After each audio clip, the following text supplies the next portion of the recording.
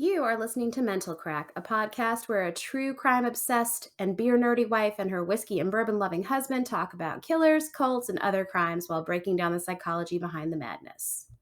A quick disclaimer on this podcast. So it contains information that may not be suitable for all listeners and is not recommended for everyone.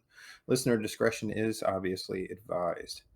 And an additional disclaimer. We have no idea what we're doing. This is the first podcast we've done. We are a little bit technology limited as far as what we have available. So bear with us for this one and enjoy the planes in the background a little bit because we're getting ready to get started.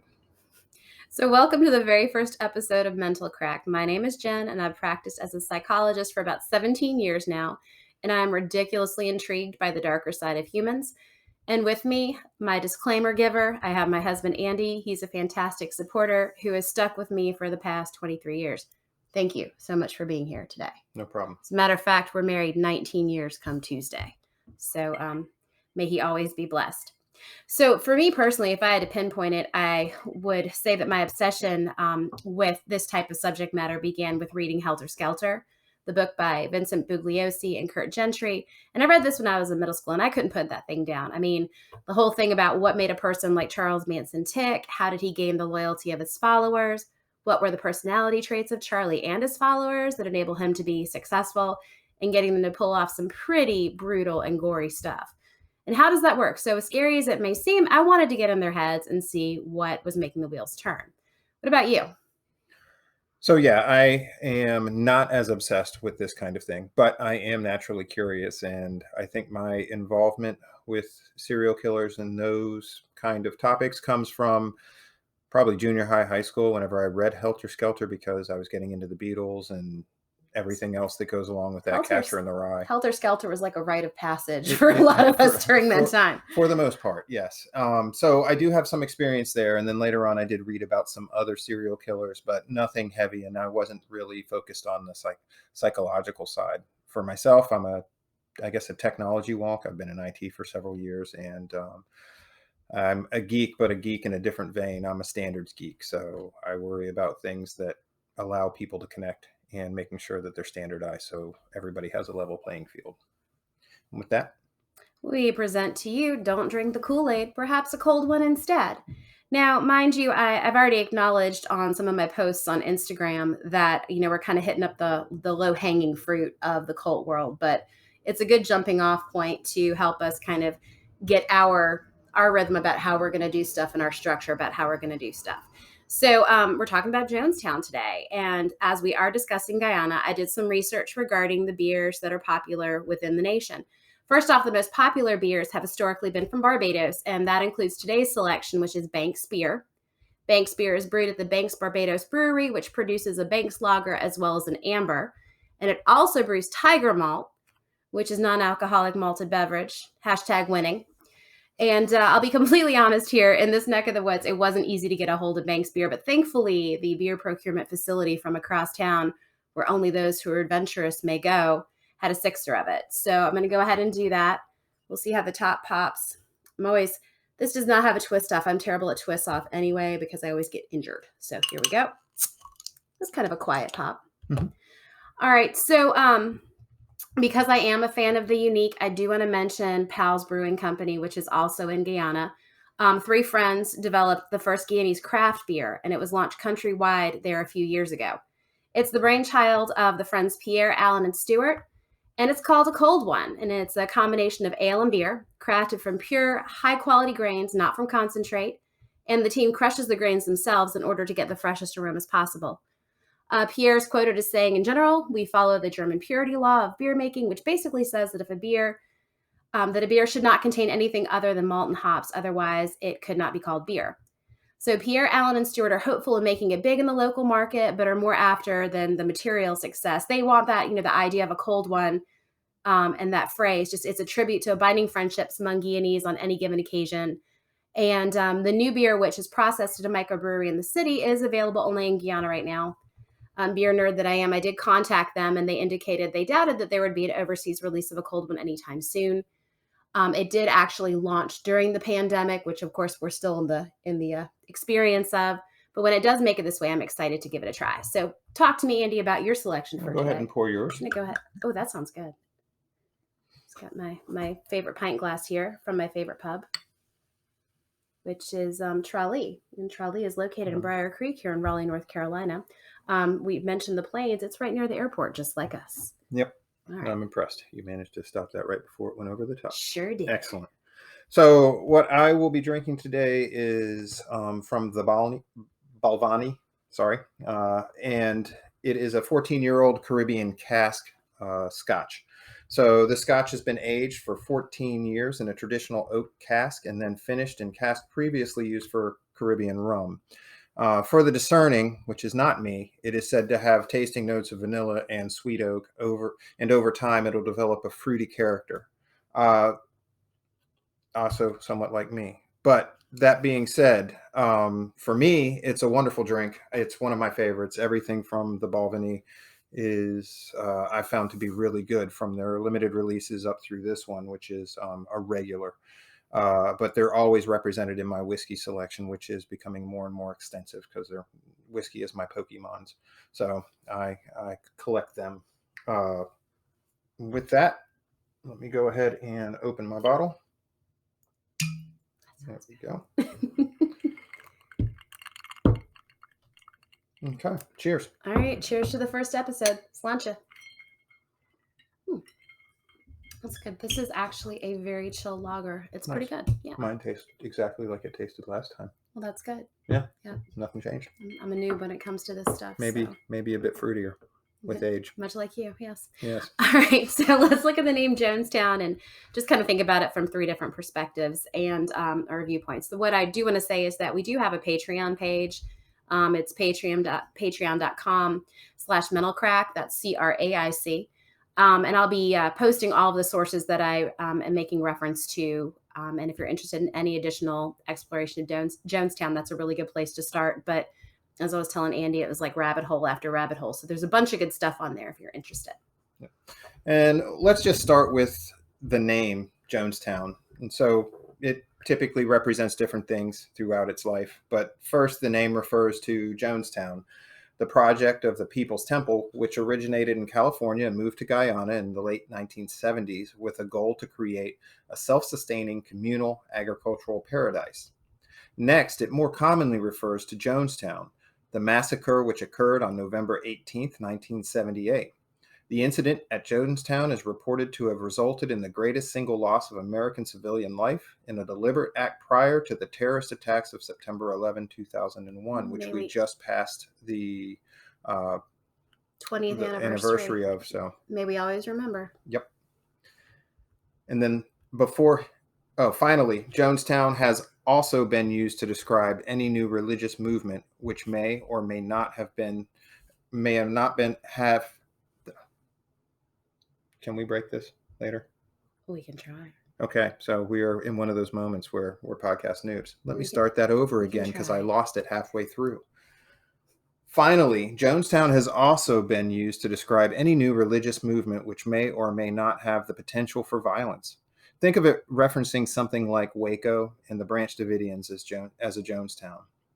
And before hitting up your punch bowl, dictionary.com defines a cult as a system of religious veneration and devotion toward a particular object or figure. A relatively small group of people having religious beliefs or practices regarded by others as strange or sinister. A misplaced or excessive admiration for a particular person or thing. I think you deserve a drink after all that. I think I need one. Oh, yeah. All right. So going deeper into what a cult is and going further down rabbit hole after rabbit hole, here are some psychological and sociological aspects to consider. Cult expert Janja Lalich, who is a professor of sociology at California State University at Chico, notes that most cults tend to have the following common characteristics. The first is a belief system that appears to have the answer to all of life's questions and offers a special solution only to be gained by following the leader's rules. It requires a high level of commitment from, at the very least, some of its members, something like an inner circle. The cults also have a charismatic leader, an absolute authoritarian leader that becomes the object of worship. A transcendent belief system is the third characteristic, and that's something wholly independent of the material universe beyond physical laws. And finally, systems of control and systems of influence. She actually had them listed as separate characteristics. I just kind of combine them under one because they do play off of one another. So the group has an indoctrination process in which people are isolated, broken down, changed, and reset as determined by the leader. This can include harsh punishment, sexual abuse, dietary restriction, and sleep deprivation. And the indoctrination process is successful to the extent that a fear is instilled in its members such that they are terrified to leave. Now, Dr. Lalich is an amazing resource regarding cults, and she actually had 10 plus years of her involvement in a Marxist-Leninist cult. She heads up the Center for Research on Influence and Control. I've seen her on multiple documentaries, and she's been mentioned in quite a few of the podcasts that I enjoy. I actually just got one of her books delivered. Andy came in with the book tucked under his arm, and I didn't even say hello. I was just like, is that my book? I have to have it.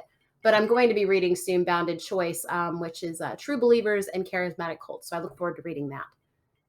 And that's actually one of the more interesting points that I found about her, was that she was not only interested in cults, but she was a prior member, which means that she knows the inner workings, and she knows how she fell into the rabbit hole and got stuck. And she does, and she's actually worked with a lot of folks on kind of, I guess, I'll make up a new word, decultification, like helping people who are coming out of cults and the transition and transformation, kind of going back to regular life after that. So let's just look at one facet of that system of control that we were talking about, mind control, also known as brainwashing. Brainwashing involves isolation, engulfment, and fear. And I'm actually presently referring to some work by Margaret Singer in her book, Cults in Our Midst. And she has worked very closely with Dr. Lalich over the years. And she notes that control is achieved via control of the environment, which includes isolation of members being limited only to the news presented by the leader and the leader's most trusted circle. It also is achieved via a system of rewards and punishments. So there's promotions within the cult and public humiliation and shaming of those who fail to comply with or question the rules of the group.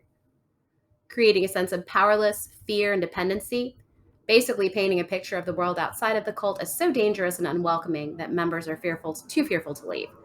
Again, keeping members dependent on the leader and the leader's circle for all of the information they receive, whether it's true, false, complete bullshit, whatever. And then finally, reforming the followers' behavior and attitudes within a closed system of logic.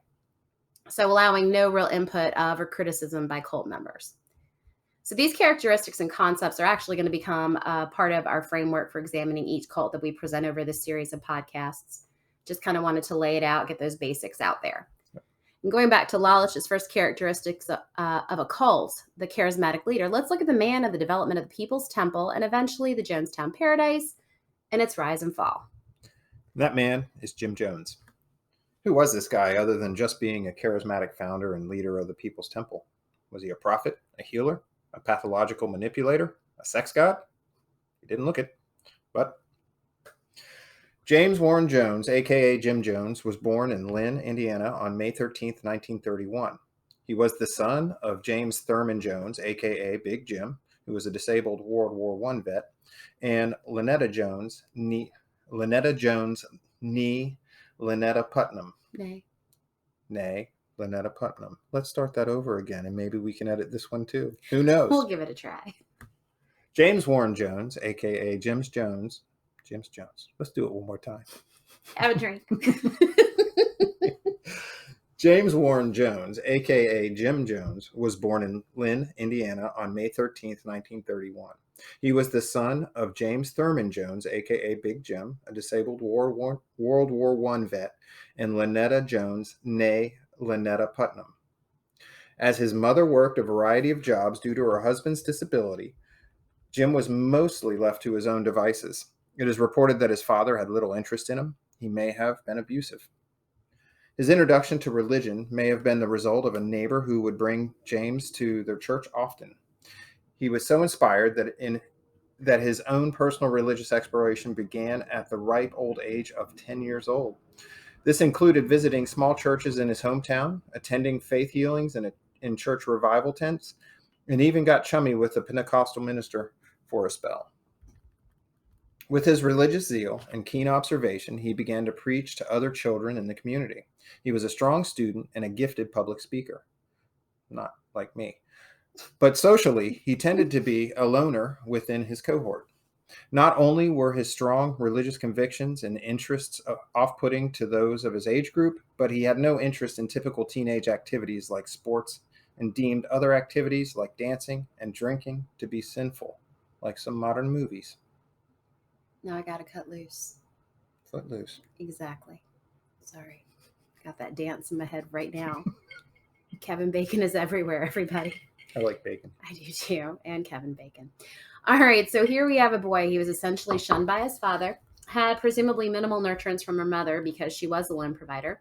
He did find comfort in religion, but otherwise he was socially isolated. So on top of that, we have his keenly inquisitive nature and his strength as a public speaker. Jim's connection to and understanding of the isolation felt by disenfranchised minority groups, such as people of color and those who supported the civil rights movement, are evident in the following quote from Jim. Feeling as an outcast, I'd early developed a sensitivity for the problems of blacks. As a child, I was undoubtedly one of the poor in the community, never accepted, born as it were, on the wrong side of the tracks. Well, eventually, Jim's parents split up with his mother making the move to Richmond, Indiana, and Jim began working as an orderly at a hospital where he eventually met Marceline Baldwin, an older nursing student. In 1948, Jim graduated from high school and soon after began matriculating at Indiana University. At the end of his first semester, he married Marceline. The date was June 12, 1949, and the two adopted several children of various ethnic backgrounds over the course of many years. And Jim would actually refer to his family as his rainbow family. It's noted that Jim and Marceline actually were the first white couple to adopt a black child in Indiana in 1961. And Marceline was with Jim until the very end. Jim attended both Indiana and Butler universities. Prior to his graduation from Butler and the inception of his own church, Jim became enamored with the concept of communism. He expressed his frustration regarding the treatment and harassment of communists received during the Second Red Scare in the U.S. He did note regarding his connection to communist ideology in a quote, I decided, how can I demonstrate my Marxism? The thought was, infiltrate the church. So I consciously made the decision to look into that prospect. Upon graduating, Jim entered the ministry in 1952. He served as a student minister at Somerset Methodist Church and was welcomed despite his pastor's knowledge of Jim's communist leanings. However, Jim divorced himself from the church when he became aware that black families were turned away from participation in worship. He formed the Wings of Deliverance Pentecostal Church in 1955 in Indianapolis, which eventually became the People's Temple. As a charismatic churchgoer and eventual leader, Jim claimed he possessed psychic powers, including that of foretelling the future and the power of healing the sick. As he had previously observed faith healing services, he noted that such healings could attract people and generate income, which he used to accomplish his social goals. Jones and the inner circle members of the temple knowingly faked healings because they found that the healings increased people's faith and generated financial resources that they could use to help the poor and finance the church. These healings involved the use of chicken livers and other animal tissue, which Jones and Confederate temple members claimed were cancerous tissues, which had been removed from the bodies of people who had been healed. I read in an article, which we'll discuss a little bit later, that Jones actually had people assigned to quote unquote guard the cancers. Essentially, they were guarding bits of gizzards wrapped in paper towels that were concealed in a bag. And these were people that he permitted to carry firearms in order to properly guard the bag. I'm just saying. So it was pretty important part of the way that he developed his congregation and their beliefs and Yep. faith. Another oddball thing that I noticed as I was going through this, and it's not really oddball, but it's I guess it can go one of either way. The fact that he was concerned with the social, I guess, impact of the African American plight, considering that he came from a somewhat racist upbringing, and typically poor racist individuals tend to either go one of two ways, and his was to go the opposite of his family, but more often than not, I believe they stick along the same lines as the ideology that they're brought up with, regardless of how they were brought up. It just gets instilled into them and moved along. So I think it's interesting that he did have that compassion for the African American plight. And Jen, you and I had talked earlier, and you said some of it was due to his complexion. Mm-hmm. He always, as that quote that I read before, he always felt very kind of outcast on the fringe, and he didn't fit I guess, the mold of his peer set in his in his community growing up. And so I think what he did was he would delve down into just within to be able to use that difference and kind of reframe it and rework it in a way to make it something a little bit more positive. Yep. Yep. So moving back into the discussion. So Jim was recognized for his work with the homeless, serving as the director of Indiana's Human Rights Commission in the early 1960s. In February 1960, the temple opened a soup kitchen for the poor and expanded their social services to include rent assistance, job placement services, housing for the elderly, free canned goods, clothing, and coal for winter heating. He even opened a center to assist people struggling with addiction. The temple's public profile was further elevated when Jones appointed to the Indiana Human Rights Commission. He engaged in public attempts to integrate businesses and was the subject of much local media coverage. The People's Temple relocated to Northern California in 1965 as Jones became fearful of nuclear war, first settling in Ukiah, touted in a newspaper as one of the top 9 places to hide in the event of a nuclear attack. And I think that's pretty fitting because I've never heard of Ukiah outside of this. That's pretty damn safe. Yep. And then to San Francisco in 1971, probably not on that top 9 list. I wouldn't think so. All right, so once the church moved to San Fran, Jim adopted the name The Prophet. And at this point, Jim had been preaching at numerous churches to drum up support and enrollment in his flock. His ability to promote socialist, Marxist, communist ideals was possible being present in a very electric, kind of socially radical and very charged, socially aware environment at this time. His political and social activism enabled him to build rapport and gain the trust of individuals as he developed a place where they could feel comfortable and that they belonged.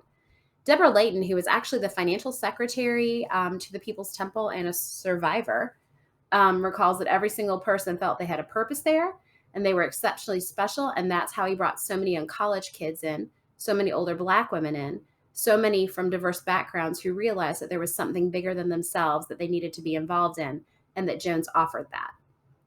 He was seen as a source of sensitivity and understanding that made those around him believe he was truly ready to help them and offer them support.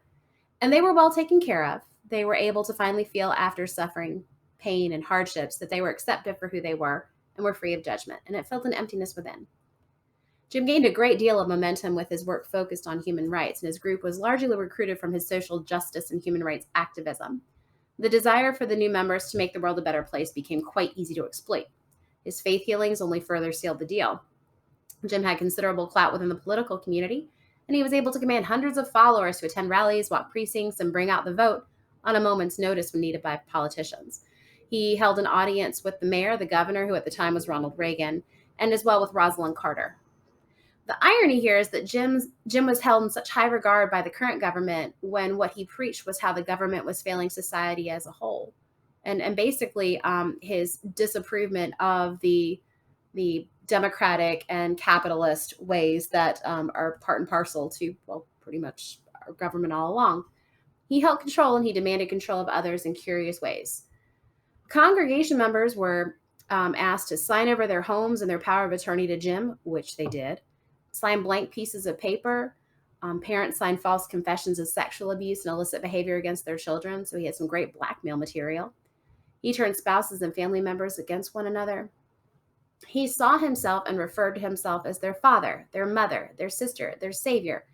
And with this, mind control tactics were alive and well, such as the sleep deprivation that occurred as people were forced unknowingly to work tirelessly to push Jim's agenda. Many men and women were divorced and asked to remarry. Family units were destroyed. Sex was discussed from the pulpit.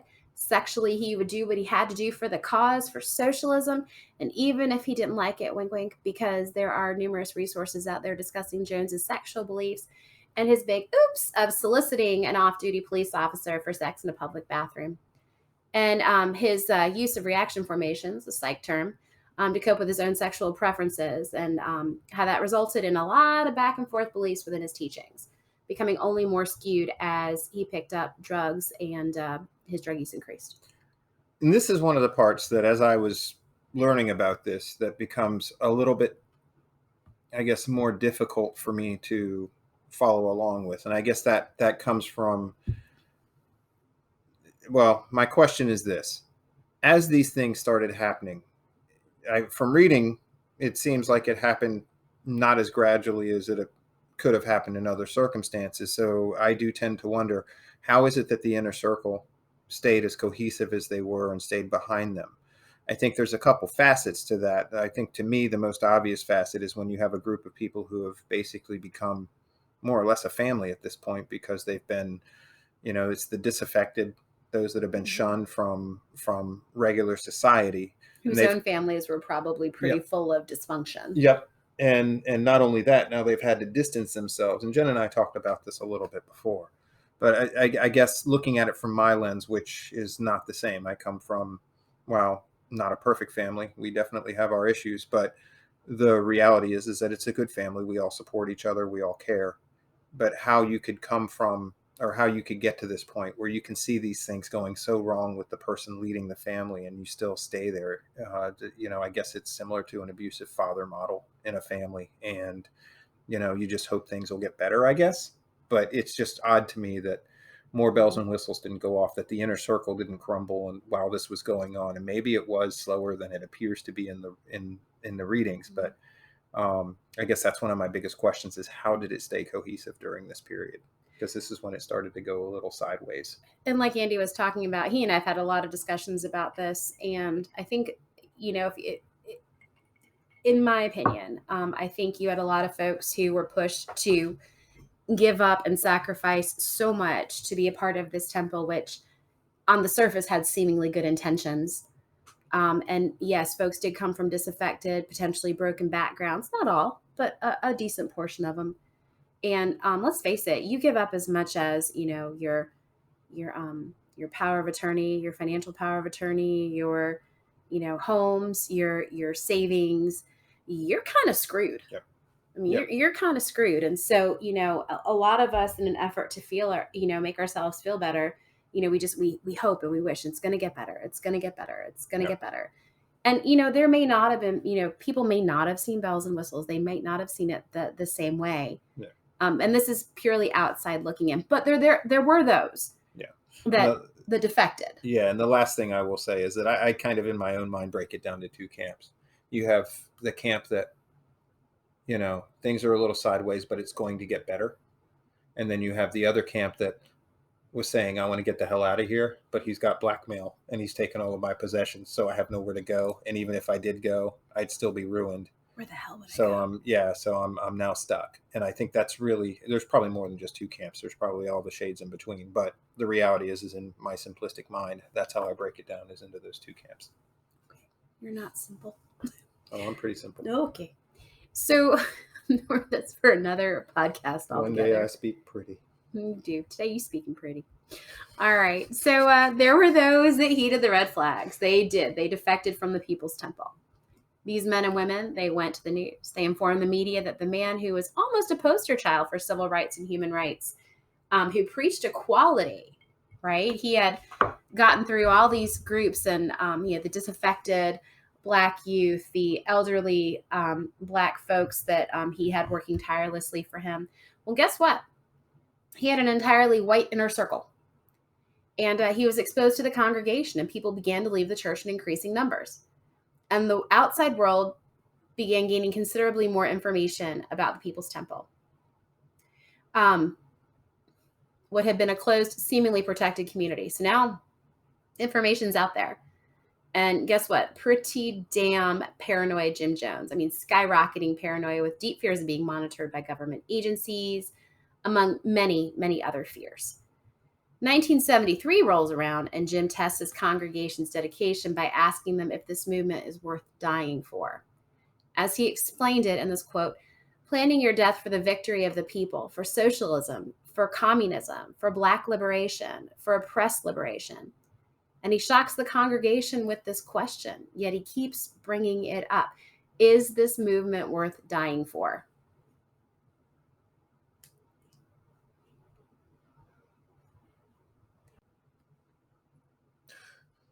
All right, gang.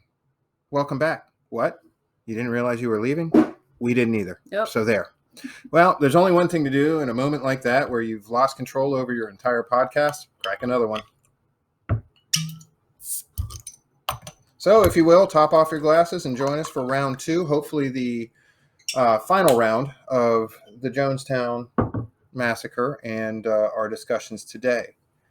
Jen, once you finish with topping off your beverage, Yes. could you give us a brief recap of what's going on? And just as a backstory, the software we're using only allows you to have 30 minutes of broadcast time, which was a limitation we were unaware of before now. Sometimes reading is fundamental, It and is. I fail to do so.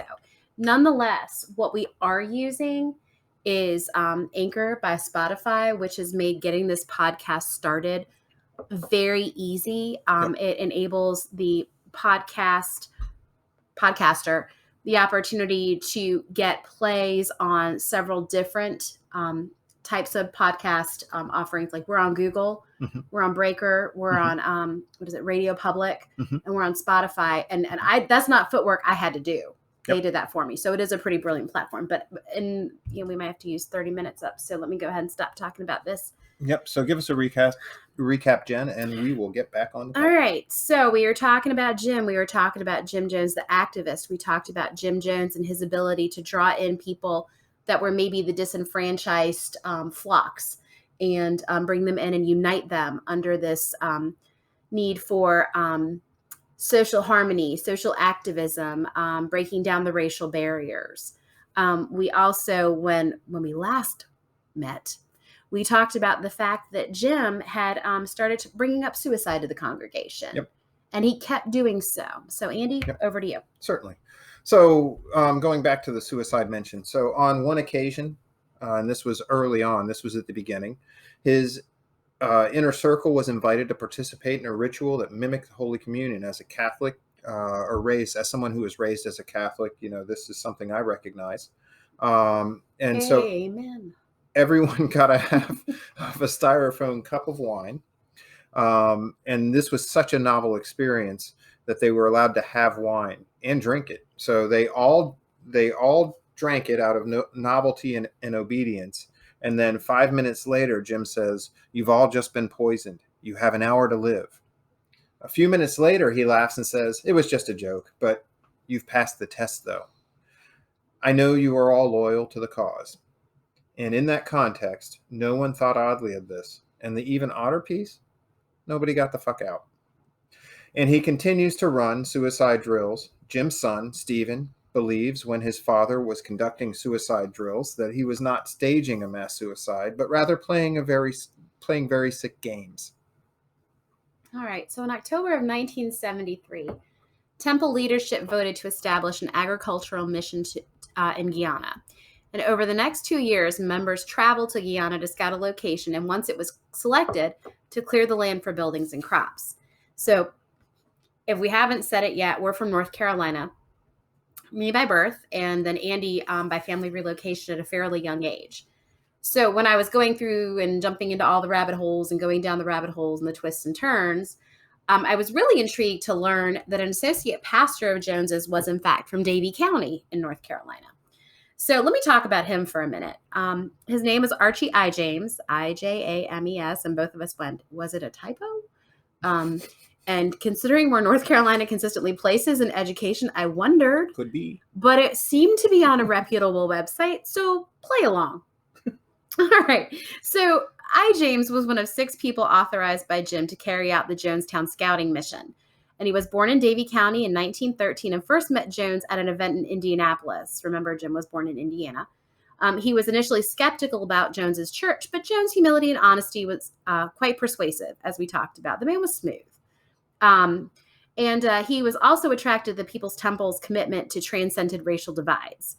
His family was welcomed by the church and Jones, and he eventually rose to become his associate pastor.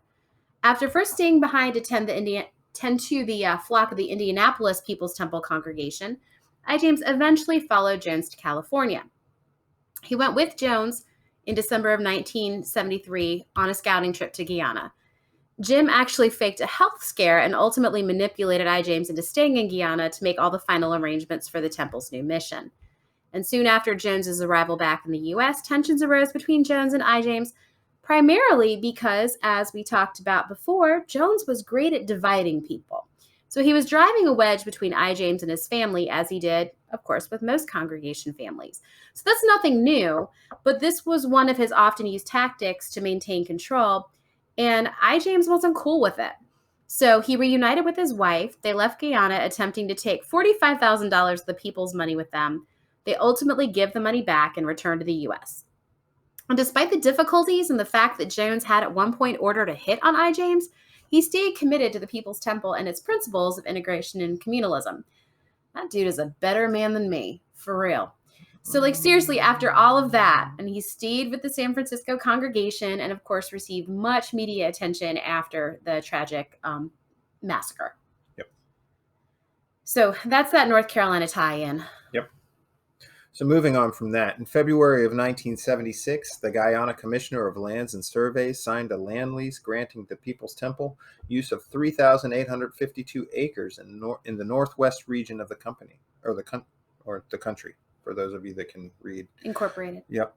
The initial rental for land was set at 25 cents per acre.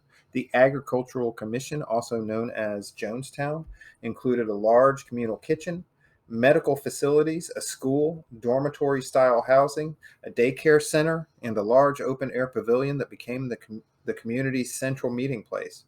Amid his paranoia, Jim told his followers that he had acres of land in the country with a black president, a place to keep them safe while they were continued to support the movement. Later in 1976, 50 headed there to build the town. 18-hour workdays with a sense of purpose being felt through and through. Home movies would be sent back home for the congregation to see on Sundays that documented the paradise that was developing while they were back in San Francisco. in civilization. They were all lies, but they were very compelling to the parishioners back in San Fran. I just have to say at this point, I watched a ton of documentaries, and it was interesting to me because Jim was like the master of like the home movies. He was like that dad that would like embarrass us when we were younger, like always having the video camera, and like nobody wanted to be in front of the video camera. Well, this is Jim. He was like the roving reporter. And, when that scouting or that first group settled in Jonestown and they were working to prepare the place for everybody else, he had them eating nice food, drinking like ice cold Pepsi Colas, and it looked decadent. I mean, the area itself was very beautiful, quite remote, very beautiful, but I mean, just a lot of propaganda. So in August of 1977, New West magazine published an expose on the People's Temple. The reporters Marshall Kilduff and Phil Tracy interviewed a number of ex-church members to learn the truth about a highly regarded community member and a valuable political asset, that being Jones. Jim Jones, the drug abuser, philanderer, the extortionist of old people, the embezzler of money given by those with limited means. At the point that knowledge was gained that New West was planning to publish their article, it was reported that its editors and advertisers were subject to a, quote, bizarre letter and telephone campaign. At the peak of this campaign, the LA and San Francisco offices were receiving upwards of 50 phone calls and 70 letters per day. Most of those letters and calls came from Temple members and supporters, as well as from several prominent Californians, such as Lieutenant Governor Mervyn Dymally, Dymally, but that's how you spell it. Yep. Can't say it. That's how you spell it. All right. So the calls were also received from defector Temple members who had noted they had background about Jim's cruelty towards congregation members. And eventually these folks were interviewed regarding their experiences. At first, New West was just kind of like, no, that's not really what we want. But those folks kept calling back. So life inside the People's Temple could best be described as a mixture of Spartan regimentation, fear, and self-imposed humiliation. The Sunday services were highly orchestrated, given the presence of dignitaries, but congregation members were expected to spend hours upon hours at the church, attending multiple services, 4 or 5 services per week. They were expected to attend family meetings and what was called catharsis. Catharsis was a governing council meeting during which members were expected to target and criticize a selected member. The catharsis meetings eventually included beatings, sometimes boxing matches between the targeted member and an opponent that was chosen by Jim. And during my research, I actually found an audio track of Jim maniacally laughing as he watched one of these boxing matches take place. It's really sick, Yep. really sick. It's the kind of thing that makes the hair stand up on the back of your neck. And at family meetings, upwards of 100 people would be lined up and paddled for various reasons noted by Jim. Something as benign as not paying attention well enough during services. Now, I will admit, growing up Catholic, I did get taken out of the church one time for falling asleep during Mass. I got my butt whooped, and I remember it pretty clearly, and I stayed awake after that. So, but those who were beaten would always respond, "Thank you, Father," and wonder how they could change their behavior to ensure that they were pleasing him. Yep. All right, so why do these temple members remain a part of the congregation for so long? And this is what Andy was talking about before. Many of the ex-members who were interviewed noted fear of reprisal by Jim. They feared Jim and his bodyguards. That man always came flanked with bodyguards. Bodyguards were around him at all times and present in numbers, even at those Sunday meetings. No, one thing that I'll add to all this is, as I'm listening to this for multiple times, that a lot of the things that occurred, that happened in those meetings and the boxing matches and everything else, if you think about modern day television, you don't have to look far to find where those things are the same things that get ratings in the US, like Jackass or any of the more barbaric shows now that carry on, and I'm just as guilty as anybody else for watching those and reveling in other people's demise. So I'm sure that there's a certain level of that, being the person who never gets called up front um, to get disciplinary action. There's a certain level of mob mentality. You can go back to the Middle Ages and see people getting drawn and quartered and hung and those kind of things, and it's always sold. So I think there's the theatrical side of that probably helped too. I think there is, and I think People's Temple is what we chose for today. But you could go through any religious history for the most part and find those like very violent aspects of all of them. Yep. And this is just the way it panned out for unfortunate members of the temple. And just remember that they did give everything to the temple, and they didn't know how to have a life outside of it. They were blackmailed. They were threatened within an inch of their lives. Jones was known to say directly to folks that those who left could very easily get killed by other congregation members. So this article from New West, after it was published, Jim Jones was clearly losing control. The facade was coming undone for him and his temple. And the story is literally what drove the People's Temple out of San Francisco. So people were told to get passports, make their way to South America, and then upon arrival, the passports and any American dollars that they had were surrendered. Yeah, so the Jim Jones that they knew in the church setting was not the Jim Jones that they were greeted by in Guyana. 24 hours a day, 7 days a week, inhabitants were bombarded by Jim Jones telling them what was happening, just whatever he made up. The mad behavioral scientists have created mind control devices to prevent shoplifting and other paranoid bullshit.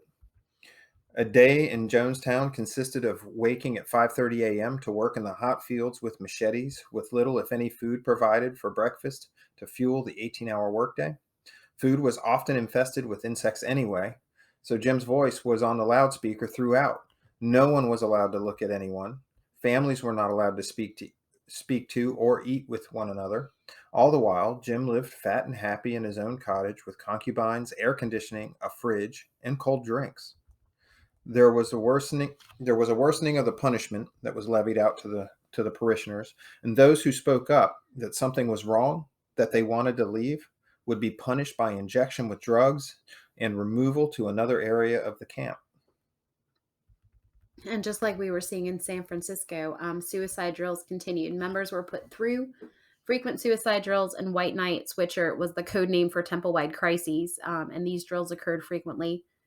People were expected to get up in the middle of the night, grab available weapons, and defend the camp from invaders, like from fucking out in the middle of a jungle invaders. And clearly his paranoia was showing itself, and the masses were doing what they could to survive. Discussion of mass suicide came up every night for discussion when members met in the pavilion. It came up every night. Here's a quote: "It's just a quiet rest, but it's good for people to not be afraid to die for what they believe. If it's revolutionary suicide, you're dying for a cause. So there's nothing wrong with that. And that's the end of the quote. In fact, by May of 1978, the cyanide had already been purchased. People's Temple was hemorrhaging in the U.S., and Congressman Leo Ryan became increasingly concerned about what conditions were like in Guyana. So a trip to Jonestown was planned. Ryan, a member of his staff, media members, and concerned relatives of Temple members flew into Port Kaitama airstrip. Member interviews with concerned relatives. They had flat, seemingly rehearsed responses. Things like, I'm happy, I'm okay, I'm not coming back. And that's what concerned family members were hearing. Yep. But the song and dance and orchestrated joy initially appeared to be convincing for Ryan. But then a reporter was given notes from people who wanted to leave. The notes were presented to Jim, to Jim, who was obviously agitated by it. Members went directly to Ryan, to Jim too. The desires for people to leave were recorded. It was tense and scary. Ryan was knifed before the group, and with defectors in tow left for the airstrip, Jones ordered they be followed. The group of defectors resulted in Ryan and company requiring an additional plane, so they sat anxiously and waited. And this is actually a testament to Ryan because he wasn't willing to leave the people behind. He actually waited with them for the plane. During that wait, a red tractor with trailer arrived from the camp and gunfire ensued from point-blank range. The shooters returned to Jonestown after 5 people had been killed, one of which was U.S. Congressman Leo Ryan, and 4 others, Don Harris, an NBC correspondent, Bob Brown, NBC soundman, Greg Robinson, a newspaper reporter who was along, and Patty Parks, who was a Jonestown defector. So, as the airstrip ambush was ensuing, members of the People's Temple in Jonestown proper were unaware that their leader was preparing for mass suicide slaughter of 909 men, women, and children through forcing their ingestion of a punch concoction of potassium cyanide and tranquilizers. Jones stated, and I quote, "This is it. The congressman is dead. Do you think they're going to let us get away with this? If we can't live in peace, let us die in peace. Hurry, my children, hurry. Where's the vat? The vat, the vat. Bring it in here so the adults can begin." Jim knew he was done, and he was going to take everyone with him. As far as most people knew, what happened this evening was just another drill with armed guards around the pavilion. And when asked their thoughts on living or dying, any dissent was squashed by other members of the temple, and so it began. Children were being forcibly taken from their families to be killed. People did not want to die but couldn't tell Jim no. People pretended to take the poison, but they ran and were shot, had syringes of poison stabbed in their backs. But Jim went out with a potentially self-inflicted bullet to the head. Was he too good to die by poison? Or when he saw members, men, women, and children foaming at the mouth, did he become truly afraid? So what do you think, Andy? I mean, was it suicide? Is that the right way to talk about this? At best, it was murder-suicide. I mean, the reality is that the children were all murdered because they didn't understand, and even if they did buy into it, they still wouldn't understand. I think for Jim, he was the one who orchestrated the murder-suicide because he committed suicide, most likely. Mm-hmm. But he also instructed his people to carry on the murder of so many individuals, anybody who ran, etc. And then everybody else was culpable by just being there and assisting in the process that didn't run.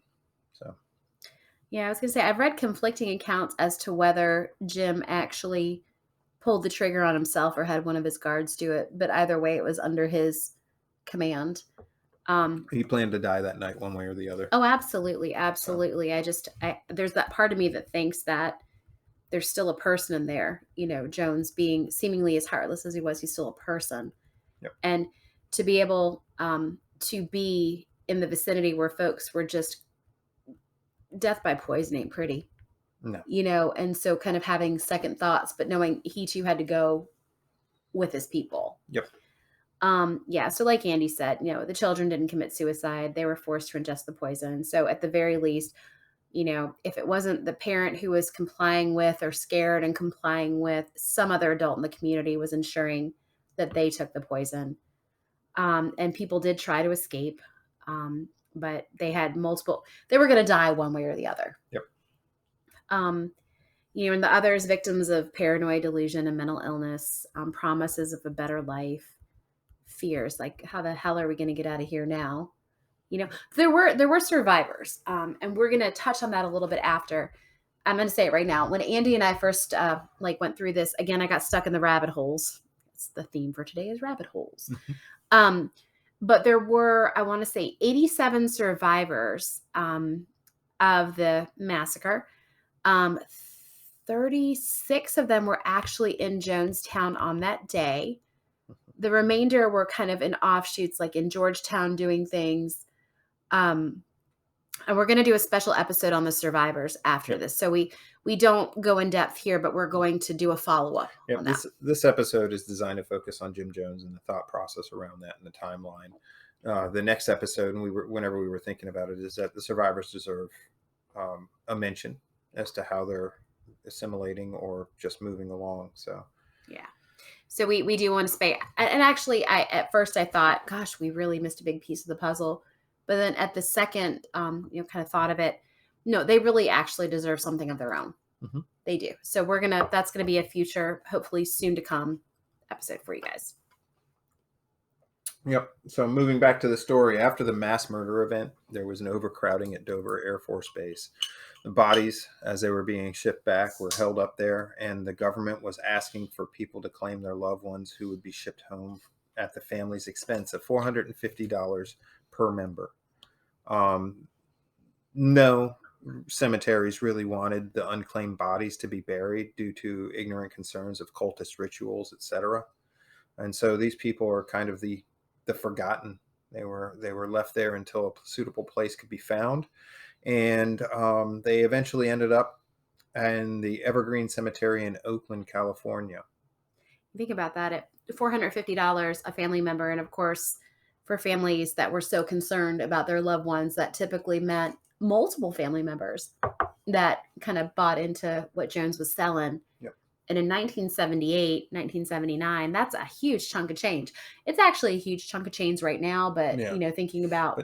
But considering in that period that you could buy a moderate sports car of British descent for $2,500, you're looking at a quarter of a car. So if you inflate that to now, that's in the thousands that would equate to. Yeah. All right. So this is the happy time for me, not in terms of what happened to people, but now I get to geek out on the psychology of it all.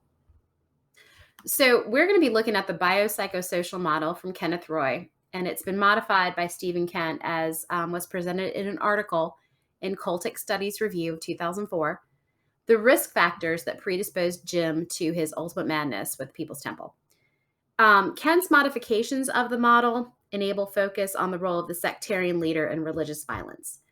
I'm going to get a little less jargony as we go along, but again, I'm geeking out here. So there was an article written by Candace Lys, Lys, at the University of Alberta, and it takes Kent's model to further explore what's up with Jim. The concept of intrapsychic contributors is particularly important in understanding Jones a bit more. The curious thing, and I was explaining this to Andy, what it was exciting to me is I started doing my research on this, and then I found doing my research, and I was like busily typing stuff down, and then I found Candace's article. So she and I both took a look at the biographical data which we could amass about Jones to explore those intrapsychic factors in greater detail. Now, I didn't consult with her.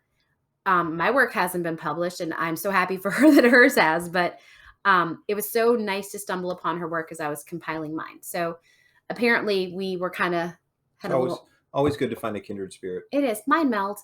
And I feel sorry for her about that. But so her article does lend some great arguments to augment the stuff that I've been doing. So another way that we look at intrapsychic factors is we call them biopsychosocial contributors. And that's the way we term it in the Psychologist Bible, which is the Diagnostic and Statistical Manual of Mental Disorders. And actually, it's in its 5th iteration right now. At the point where Candace wrote her article, it was text revised 4th edition. But these include psychiatric and psychosocial analyses of sect leaders in this particular article, and are especially important if they stem from one's childhood, because as we know, the childhood experience provides foundational experiences whose lessons last a lifetime. And that's actually a quote of Kent. Biopsychosocial factors are hugely vital in the understanding of religious violence because they actually limit, quote, limit or frame what many people can experience or understand, and the restrictions that they impose carry into adulthood.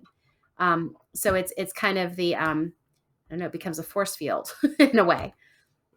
Roy emphasized the importance of intrapsychic factors as antecedents or triggers of violence in individuals, noting that violent individuals have an unresolved, and I kind of like this phrase, pool of anger. And this pool of anger does not dissipate and is often rooted in childhood and developmental experiences. The pool of anger might be tapped, and violence can result when factors such as alcohol and drug use and trauma or genetic and biological conditions combine. The contributions of these biopsychosocial or intrapsychic factors to an individual's pool of anger might cause the individual to lack, and I'm quoting Roy here, reasonably integrated sense of self that allows for reasonable goal-directed thinking and acting. And guess what? This paves the way for disastrous and violent consequences, and Jones is quite the paradigm of this. So here goes a collaborative biographical summation of the intrapsychic contributors, such as mental illness, substance abuse, and religious irrationality, as specific to Mr. Jones. And because we learned from Anchor that we have 30 minutes, what I'm going to do right now is I'm going to stop what we're doing, and we're going to have a third part, and it's going to be awesome. So, if you're not ultimately blitzed by now, God, having we drunk, however much, or Okay, drunk I if am. you're using correct English, That'd be me. join us for the third episode. So at least we're starting with a bang, and we are doing not just one podcast, but 3 according to Anchor. Bada bing, with bada this bing, one- bada boom.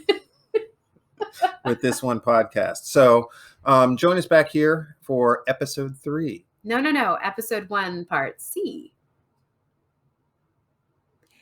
Maybe. That was a creative decision that I came to on my own. I did not It's consult fine. with my co-host. This is her podcast. This is her brainchild. I'm just along for the This ride. is my world. He's just living in it. All right, so we'll see you in just a second. Have you got anything else to say? I don't know. You just live in your world, narcissist. Unfortunately, that's a lot of what I like to talk about with Jones, but don't worry. I am a megalomaniac, but I do not have my own religious group. That being said, grab your next bottle of whatever it may be. I will continue with mine. Jen will continue with hers, though she is down to her last bottle. I can run downstairs in between the break. But that being said, join us back here with another cold one and enjoy the last piece. Now, if you don't like the geeky stuff, then this might be where you want to cut it off. But I got some really good arguments to make. So hopefully you'll be back with us. Cheers. Welcome back to part 3 of our discussion of the Jonestown Massacre, or otherwise known as Don't Drink the Kool-Aid. Perhaps grab a cold one instead. We don't have sponsors, but if we did,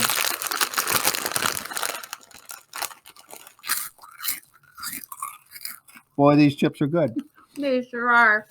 Cheesy and fabulous. I could eat these all day. Me too. Too bad we don't have a sponsor, so we just won't do that. Anyway, that being said, sit back while we do the geek out session of this, and we'll do a little bit of discussion about the forward thinking part of this show, which we probably should have done before we started drinking, but we're going to do it on the podcast instead. Very backward thinking, generally speaking. Join me, since Jen has already poured her drink, in opening your bottle, pouring another drink, and grabbing another cold one. Alrighty then. Welcome back to the podcast. I've always wanted to do that. Okay, so yes, geek out session going on. We were talking about the intrapsychic factors that were contributing to the violence that occurred in the religious context of Jim Jones and the People's Temple. All right, so we're going through a collaboration of biographical information summation. It's way too much that just went on in that sentence. But Candace, who did her piece, and I, who did my piece, I'm putting together what we did to explain the factors of mental illness, substance abuse, and religious irrationality as they pertain to Jim Jones. And remember that the requisite here is a pool of anger for the first favorable condition for the development of extremely violent behavior. In terms of mental illness, narcissistic personality disorder is pretty evident with Jones. However, several years before Guyana, a psychological evaluation of Jim Jones determined that he was paranoid with delusions of grandeur. Looking back at his life, paranoia was evident at an early age, rooted in his childhood relationships and experiences. Recall that Jim was essentially a loner as the result of his father's disability and his father's subsequent bitterness, and his mother's need to support the family financially. Socially, he was an outcast, and he acknowledged his feelings of pain and loneliness as evidenced in this quote. Quote, I was ready to kill by the third grade. I mean, I was so fucking aggressive and hostile, I was ready to kill. Nobody gave me any love, any understanding. In those days, a parent was supposed to go with a child to school functions. There was some kind of school performance, and everybody's fucking parent was there but mine. I'm standing there alone, always alone. As stated before, Jim was always very different from his peers, and he was keenly aware of these differences. His mother wasn't his primary caregiver, and she was out working. His father was unemployed, and his parents were not active churchgoers. He looked strikingly different from the other kiddos in the community, contrasting their fair-haired, light-skinned appearances to what appeared to be a conglomeration of every nationality in the world. His eyes were slanted, almost oriental, and this is a quote. His face round, his hair shiny, black, and straight like an Indian's.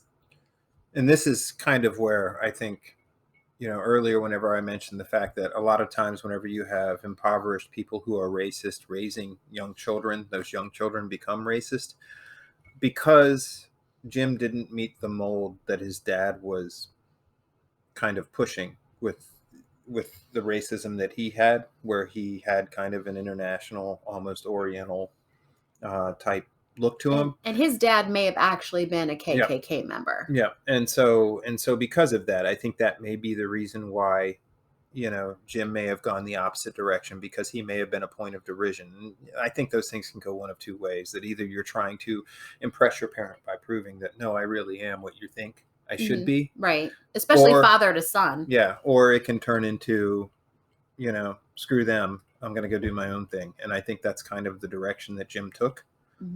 Especially with that lead-in quote where he was reinforced with the fact that, all the other kids' parents would be there, but his parents weren't. So he was basically shunned from his own parents. And then he forced that on the Jonestown members later on in life in reverse by having them shun their outside family units. So their nuclear family would come in, but everybody else would get pushed out. They would create like a new fictive family in an effort to provide some sort of corrective experience. But as we talked about before, when you come from a dysfunctional set, the likelihood that that dysfunctionality will continue to perpetuate is very, very highly likely. Yep.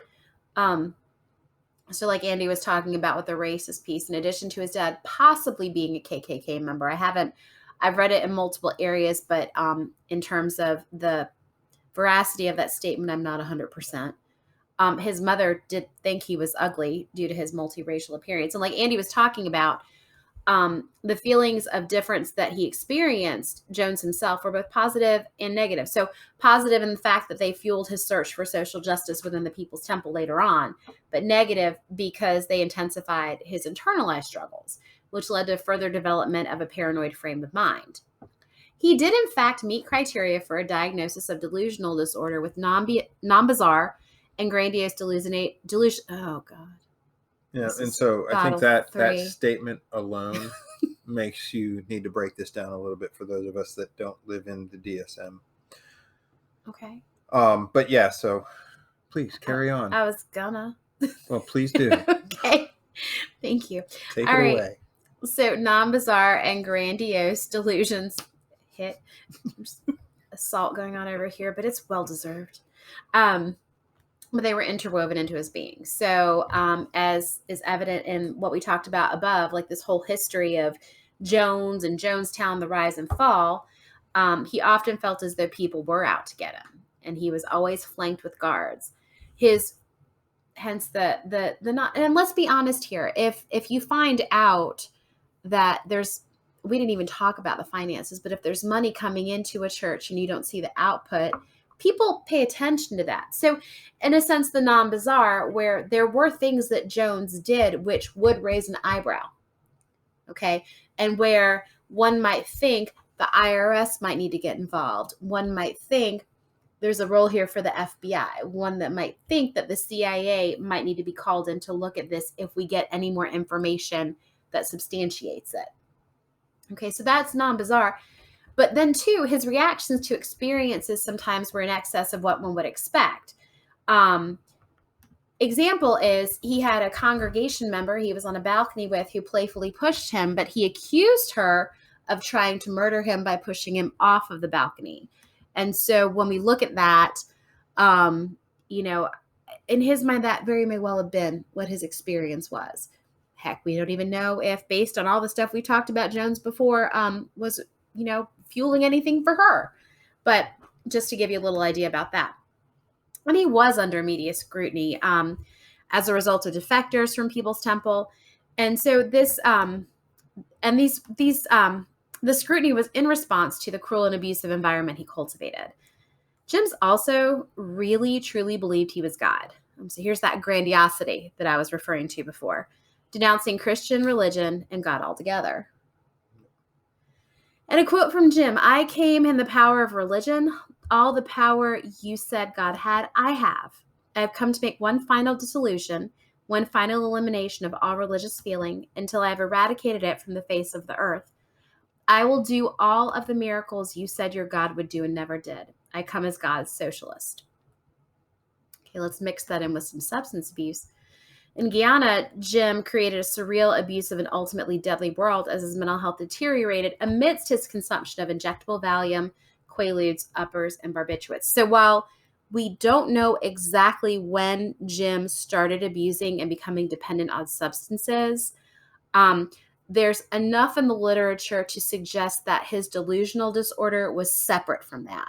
So that the delusional disorder was the foundation, which was further worsened by the drug dependence. Yep, and that's what I was going to say. I work in the pharmaceutical world, serializing product, and I will say in one of my stints I worked, all of it's around serializing, but tracking drugs, and for the reasons that Jenn is talking about here, that people tend to abuse them, and so it needs to be watched, and especially whenever you're mixing things together. It has a real impact, and I do believe that the farther he went down this path, if he had delusional beliefs beforehand, once you start doing Quaaludes, for example, even injectable Valium, it's going to become way more grandiose in your mind than it actually was beforehand. Not that it was normal beforehand, but that was what he thought was normal beforehand, and so he's normalized himself Just to a further much greater that, a greater state. Yeah, exactly. So like we said, we don't know exactly when he became dependent on drugs. Likely during the 60s. His son, Stephen, actually described Jones as being, quote, pretty lost long before Jonestown, unquote, due to increasing drug use and his gradual detachment from reality. And so despite preaching to his followers about the evils of drug use and forbidding average members to use drugs, he abused a multitude of substances, likely meeting diagnostic criteria for polysubstance dependence. So that's, it's a step above substance dependence, where it's just not one particular drug that your body is becoming used to having a tolerance for and craving more of, but more than one. So an essential feature of polysubstance dependence is, per My People's Bible, the Psychologist's Bible, a, quote, cluster of cognitive, behavioral, and psychological symptoms indicating that the individual continues to use the substance despite significant substance-related problems. So he likely developed a tolerance for the drugs he ingested, as well as needing to increase the dosage to maintain his desired level of intoxication. So we've already talked about it. He's clearly not relating well to other people. His paranoia is increasing. His behavior in response to the paranoid delusions that he's having is becoming more bizarre and erratic. Okay. His doctor actually was noted at one point as saying that he was, quote, frying his brain with drugs. So a second feature of Polly's substance dependence that Jones met was that he spent a significant portion of his time obtaining drugs and using the substances. It seems likely, given the followership that he had, that he probably did send his members of his close inner circle of devotees out to attain drugs for him. Yep. And again, this goes back to where I was like, why did these people stay with him? Exactly. Because he was straying from the path. So what power did he have over him? Because obviously, if he's sending people from his inner circle out, something's wrong. Something's not the way it should be. But either people are not seeing the signs or choosing not to see the signs. Correct. Yeah. His behavior as he was becoming more and more of an abuser of drugs and more dependent on drugs was described as erratic with notable slurred speech and mental confusion. I think somebody described as he kind of went further down that path that it almost sounded like his tongue was always coated with peanut butter because his mouth was dry and he was having trouble forming the words and getting them out. He had been a charismatic leader with a penchant for public speaking that was amazing. And he was gaining supporters in here and there, but after years of drug dependence, he became angry, unpredictable, violent. His ability to communicate decreased considerably. And he also experienced disinhibition and impaired judgment that set the stage for significant abuses of power. During the last few years before his death, when his drug dependence was at its height, Jones' attitude towards sex and sexuality became increasingly harmful to the temple members. He implemented sexual policies that were potentially psychologically, sexually, and even physically damaging to his congregation. He promoted himself as the supreme sex object, using his body to, quote, discipline, elevate, and reward, as well as to assert his own superiority and humiliate. It was a total fucking mess. And the thing was that, like, sex and certain acts were okay one week, but here the erratic, Yep. The next week we were preaching, like, pounding the pulpit against it, and people didn't know like which way was up. Yep. Things were starting to be done on a whim. Exactly. Which leads us into this last one that we're talking about, is the religious irrationality, both of Jones and of his followers as well. So as we talked about, Kent argues that though faith alone rarely generates violence, when they're combined with other important factors, religion and violence can go hand in hand. And Andy and I touched on this a little bit. Like, I'm kind of thinking like the Crusades, Yep. The Spanish Inquisition. Yep. All of these things. There's, with religion comes some sort of violence, something. Well, with religion comes power. With power comes absolute power, and it's been prevalent throughout the Catholic Church and other religions. But basically, your dogma drives the fact that you are correct and you are right, and therefore everyone else is wrong, and they're trying to usurp the ultimate power, and therefore you have to show your allegiance by holding up that ultimate power. Yeah. And so you stated that really well. Thank you for that. So as previously mentioned, Jones' parents often left him alone when he was a child, left him to his own devices. We talked about a neighbor. Her name was Myrtle Kennedy, actually, that appointed herself pretty much as Jones's surrogate parent, caring for him when his parents weren't home. And she introduced him initially to the Nazarene Church, and he became quickly fanatical about religion.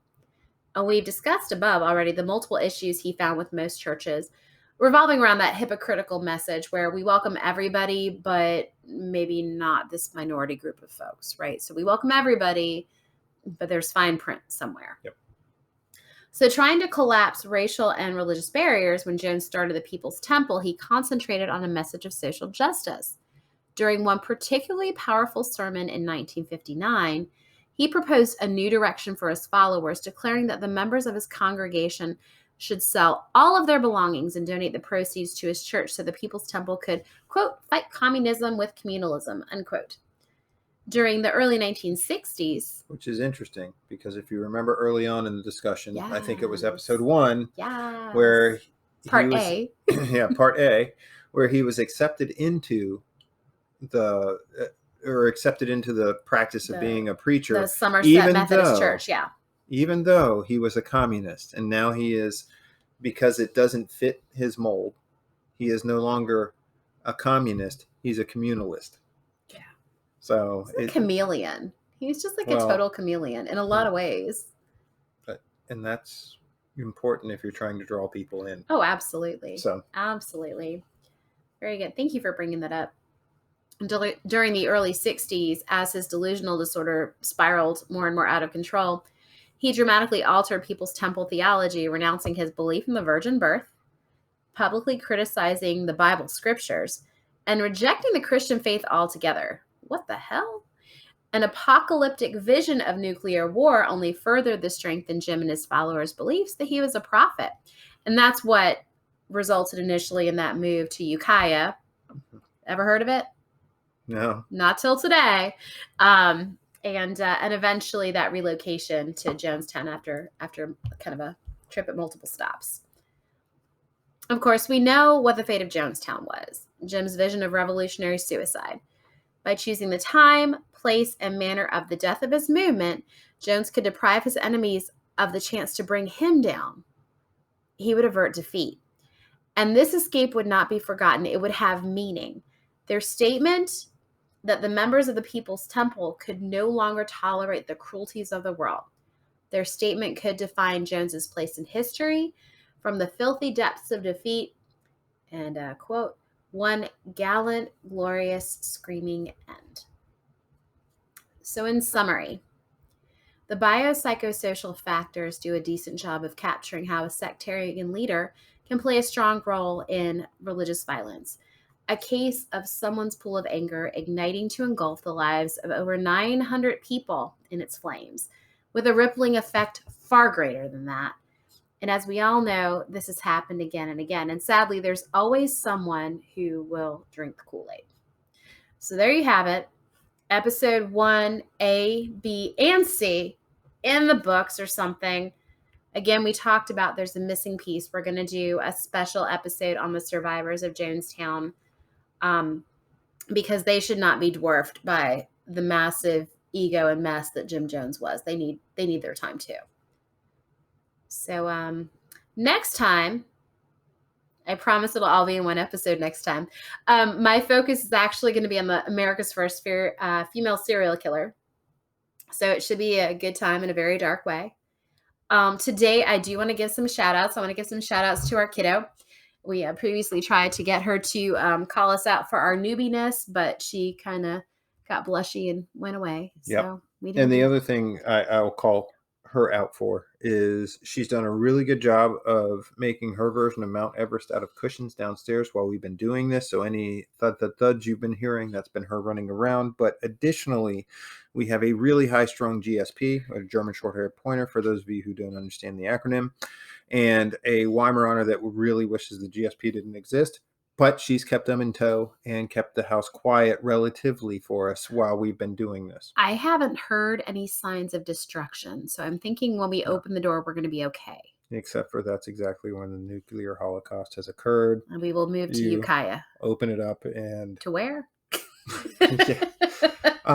Second, we want to thank Kristen Harris and Yeet Trivia. And while Jen is much more plugged in than I am, I have to say that I have followed, or at least I've been part of one of her trivia episodes, the What's that? Wrong answers only. Wrong answers only trivia, and it does take a couple involvements to actually get in the swing, because the first time you're a little bit too inhibited to actually answer the way that you need to.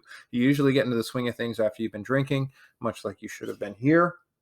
She actually, Kristen, she's amazing, and she will let participants know at the outset that it's a safe space. It's a safe space. It's also a very dirty space, and things get said, and you will be on a Zoom with a bunch of awesome people, so many regulars. She has a lot of folks that are just kind of the core, her inner circle.